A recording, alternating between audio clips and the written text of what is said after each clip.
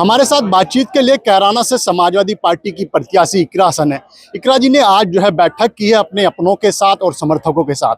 क्या संदेश दिया इकरा जी? बैठक की है, क्या संदेश दिया?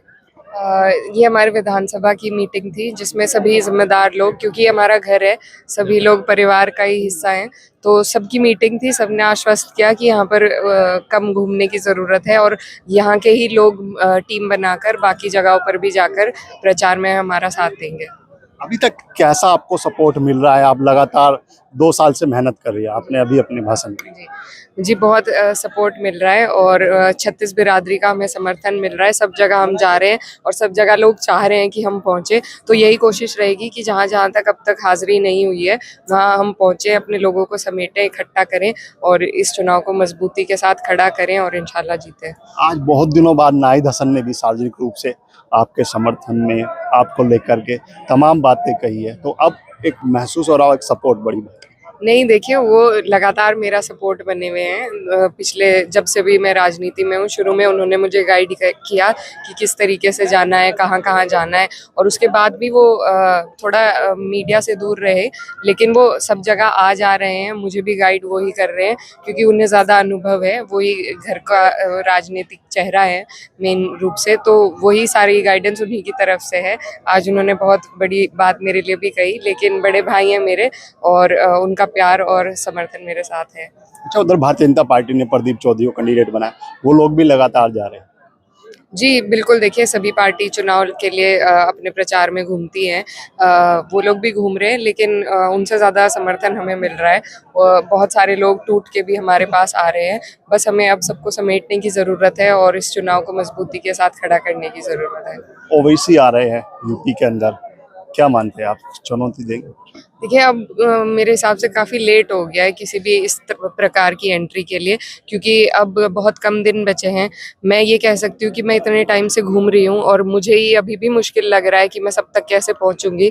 तो कोई नया कैंडिडेट आएगा, वो मुझे नहीं लगता कि 150 किलोमीटर की हमारी लोकसभा है, 800 के करीब गाँव हैं, 17 कस्बे हैं, कैसे वो अपनी हाजिरी हर जगह दे पाएंगे। और जब तक जनता के बीच नहीं पहुँचेंगे तो मुझे नहीं लगता कि कोई फ़र्क इस बात का पड़ेगा।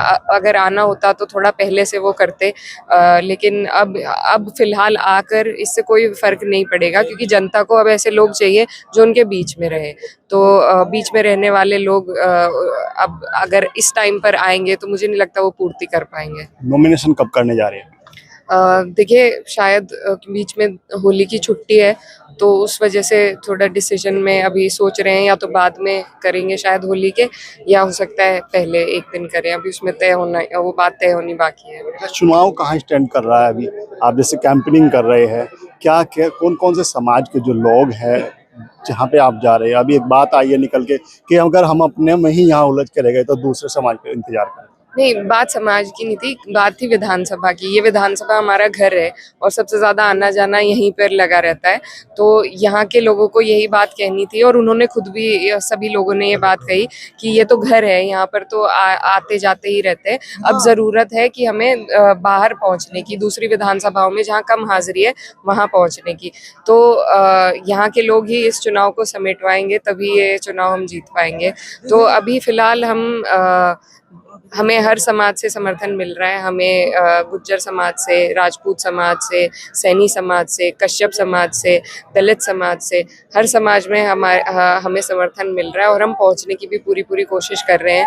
तो उन्हीं में अभी हम मेहनत करेंगे ताकि ज़्यादा से ज़्यादा लोगों को हम अपने साथ जोड़ सकें। वोटरों को क्या संदेश देगा आप? संदेश यही है कि भाजपा जो है वो इतने तकब्बुर में है कि उन्होंने ऐसे कैंडिडेट को यहाँ पर उतारा है जो बिल्कुल जनता के बीच नहीं रहे। तो इस तकब्बुर को जनता तोड़ने का काम करेगी। अब लोगों को चाहिए कि ऐसा जनप्रतिनिधि चुने जो उनके बीच का हो, उनके बीच में रहे, उनकी समस्याओं को समझे, उनके सुख दुख में उनके बीच खड़ा रहे।